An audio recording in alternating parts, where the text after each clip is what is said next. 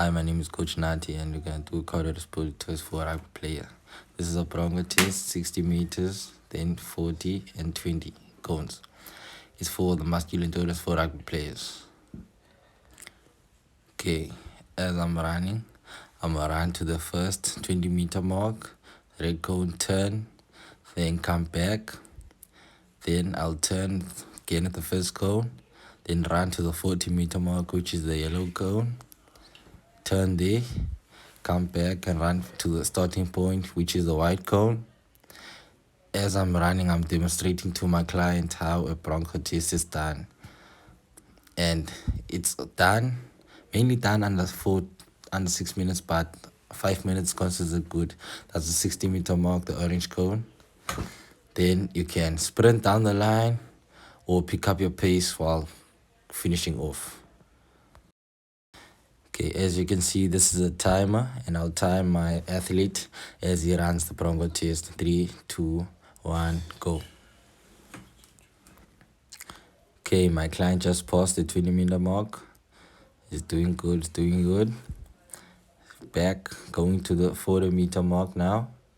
He's running. Okay, now it's passing the 40-meter mark. He's doing it. He's running.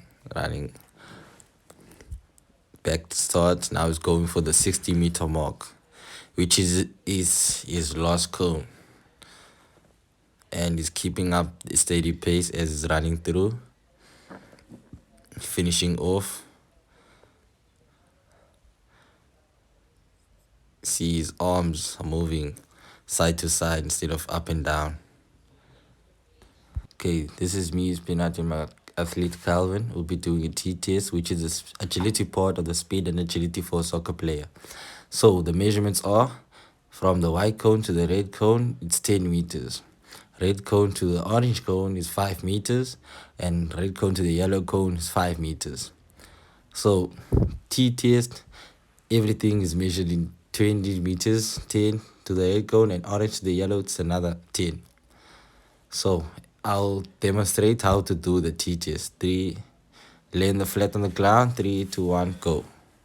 So you run to the red cone, touch with your right hand, side shuffle to the left, touch to the left hand, side shuffle all the way to the yellow cone, touch with the right hand, side shuffle to the red cone, and run back pedal to the white cone, and start. Okay, now my client will go. As you can see, I'm timing my client with the timer.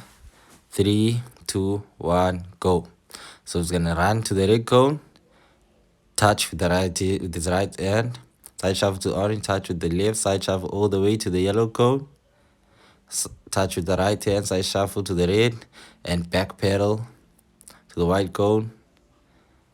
And as you can see, he ran 17 seconds. Still me, Coach Nati, and still my client Calvin. So now we're doing the speed part of the speed and agility test for soccer player. 40 meters sprinting. Start from this cone over there to all the way to the white cone, and that's 40 meters. This is basically to see how fast an athlete is when they're playing during a soccer match. So start 3, 2, 1, go. You sprint all the way to the white cone in a timed event.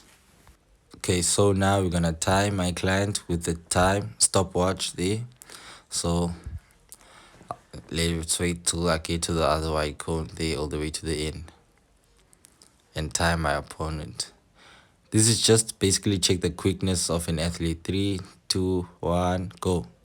So he's quick, but his hands are moving to the side, so he needs to train to move them up and down so that he can have more speed and more quickness in him when running. So my athlete ran 5 seconds.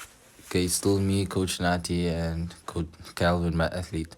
So now we're doing a strength and power for a cricket player. We're checking for power, exertion, and explosiveness of my athlete. He's gonna do the vertical high jump test, and all he needs to do is squat down, back straight, shoulders, legs, shoulders apart, then jump straight up. So we're gonna mark with the chalk. Stand straight and mark with your right hand. Go down and mark where you jump. Then you measure the distance in between. So now it's my athlete's turn. So he marks there with the chalk. Then he waits for instructions and jumps, marks there. So now we're gonna measure the distance between. Since I'm tall and I can measure, but I still need a chair because it's high. So the distance in between the 2 points is, okay, now it's still me and my client Calvin. Now we'll be doing a shoulder mobility test to test his flexibility and mobility of his shoulders. This is a functional test for the swimmers.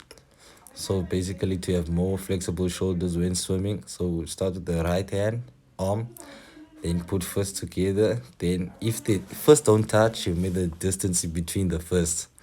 So then do again, left hand up, then swap sides, then measure the distance. As you can see, my shoulders are not mobile enough, but that's an explanation for another day.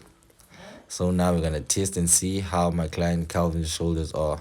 So he turns around, right shoulder, right hand up, left hand behind.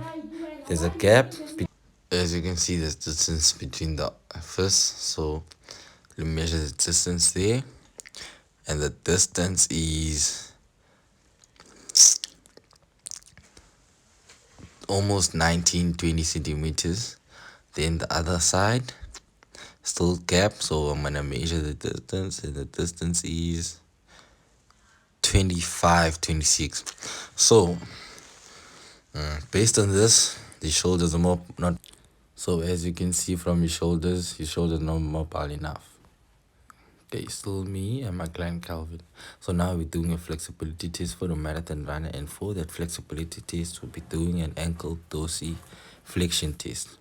So basically, just put your foot on the 10 centimeter mark and try and put your knee on the wall without lifting your heel up.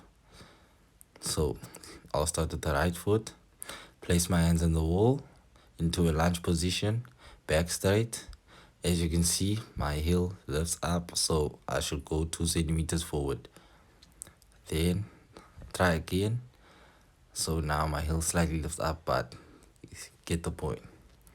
So now I'll let my client do the ankle dorsiflexion.